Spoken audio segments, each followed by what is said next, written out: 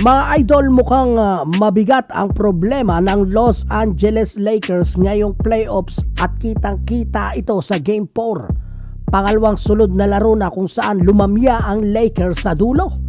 Yes mga idol, isang pattern na hindi natin pwedeng baliwalain. Pagdating sa fourth quarter, para bang nauubusan ng gasolina ang buong team ng Lakers. At hindi lang basta pagod, kung hindi literal na wala ng palitan. Isipin nyo to, si Coach JJ Redick gumawa pala ng kasaysayan pero hindi sa magandang paraan. Sa buong second half sa Game 4, 5 players lang ang pinaikot niya.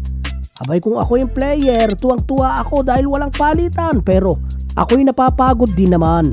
Wala kahit isang substitution. First time po itong nangyari sa NBA playoff history. Ang resulta, outscored ang Lakers 32-19 sa fourth quarter. Talo ulit 116-113.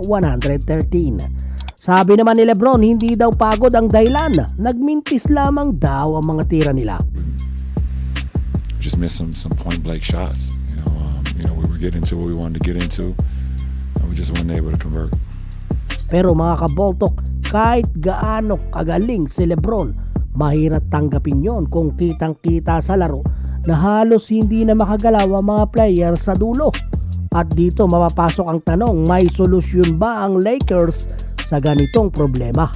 At dahil diyan, maraming fans at mga analyst ngayon na nagsasabi baka panahon na para bigyan ng minuto si Dalton Knecht. Oo, rookie siya. Hindi siya masyadong ginamit pagkatapos ng season, pero ayon mismo kay Coach JJ noong April, he's a guy who can help us win a game in the playoffs, maybe even multiple games.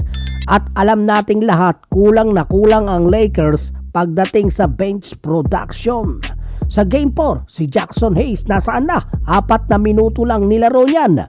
Kung ipinasok pa si Dorian Finney-Smith sa starting lineup, di lalo nang mawala ng firepower ang second unit.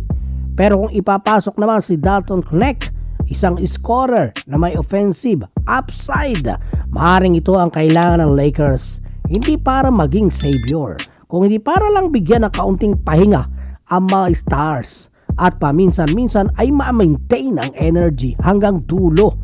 Kaya mga kaboltok, hindi pwedeng asahan mo si Lebron at Luka na maglaro ng 48 minutes. Sa bilis ng NBA playoffs ngayon, mapapagod at mapapagod din ang katawan nila. At kung hindi pa rin papalitan, baka hindi lang sa series ang mawala, pati ang kumpiyansa ng buong team. Kaya ang tanong, panahon na nga ba para i-unleash si Dalton Knecht? O sapat na ba ang tiwala natin kina Lebron at Luka para bumawi sa Game 5? Yung mga idol, anong masasabi mo sa video natin for today? Mag-comment ka na lamang sa ibaba at huwag mo kalilimutang mag-subscribe kung bago ka pa lamang. Bisitahin mo din ang ating Facebook page. Basketball talk,